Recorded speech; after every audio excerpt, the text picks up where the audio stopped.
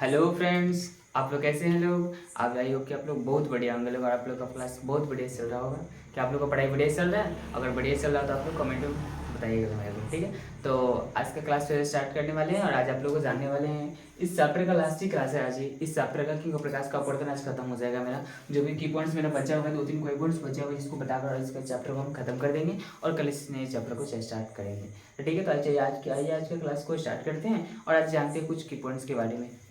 ठीक, तो आप लोग को पच्चीस बोल रहा है कि उत्तर लेंस की फोकस दूरी है, फिर अवतल लेंस की फोकस दूरी, धनात्मक ऋणात्मक, ये सब आपको लोग बताना है। फिर इस लेंस के सूत्र के बारे में थोड़ा सा बताना है, आवर्धन बताना है, लेंस की क्षमता और इसके बारे में थोड़ा सा की पॉइंट्स को बताना है। बस आप लोग को इतना ही जानना है, इसके ज़्यादा कुछ और आज क्लास में नहीं जानना है। ठीक है, इतने आज को पढ़ाकर और क्लास को आप एंड कर देंगे और फिर कल मिलेंगे नेक्स्ट क्लास में और आप लोग को कल ही पढ़ाएंगे अगले कीप करते हैं। ठीक है, ठीक है। तो आज हम आप लोग को बताएंगे पहले कि उत्तर लेंस की फोकस दूरी धनात्मक होती है कि ऋणात्मक। क्या आप लोग को पता है उत्तर लेंस की फोकस दूरी क्या होती है, धनात्मक या ऋणात्मक? तो उत्तर लेंस की फोकस दूरी क्या होती है?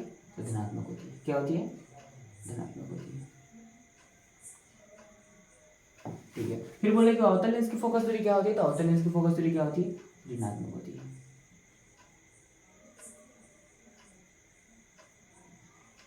अवतल लेंस की फोकस दूरी क्या होती है? ऋणात्मक होती है। तो क्वेश्चन पूछेगा उत्तर लेंस की फोकस दूरी क्या होती है? धनात्मक। और अवतल लेंस की फोकस दूरी क्या होती है?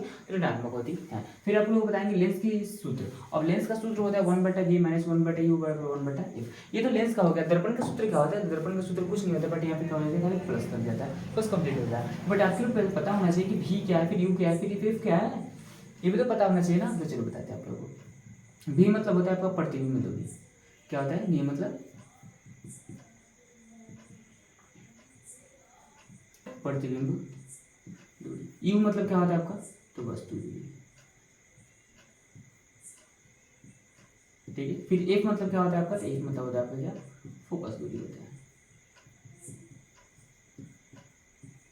ओके, तो v मतलब क्या होगा? प्रतिबिंब दूरी। u मतलब क्या होगा? वस्तु दूरी। एक मतलब क्या होगा आपका? फोकस दूरी होता है। मतलब कि 1/प्रतिबिंब दूरी माइनस 1/v, u मतलब आपका वस्तु दूरी और बराबर 1/f के इक्वल होता है। ये क्या होता है आपका? लेंस का सूत्र होता है। ठीक है, अब बताएंगे आप लोग को आवर्धन क्या होता है। तो आवर्धन का मतलब होता है कि प्रतिबिंब की ऊंचाई और वस्तु की ऊंचाई के अनुपात को, अनुपात का मतलब क्या होता है? बट्टा, तो क्या कहते हैं आपका? आवर्धन किसे कहते हैं? तो आवर्धन आप लोग बता दीजिएगा।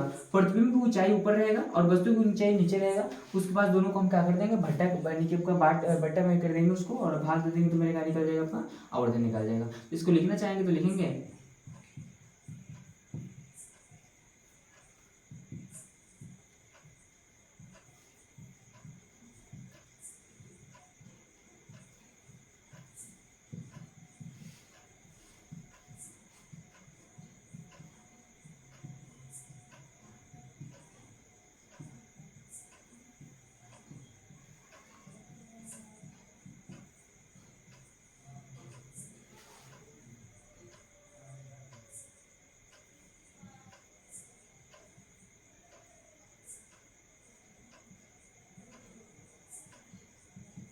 ठीक है, तो आवर्धन किसे कहते हैं? आप लोग बताइएगा। प्रतिबिंब की ऊंचाई और वस्तु की ऊंचाई के अनुपात को हम क्या कहते हैं? आवर्धन कहते हैं। जैसे सूत्र में हो जाएगा एम, आवर्धन को हम किससे सूचित करते हैं? एम से। और आपका v से होगा आपका प्रतिबिंब की ऊंचाई और u से होगा आपका वस्तु की ऊंचाई। तो लिख सकते हैं इसको।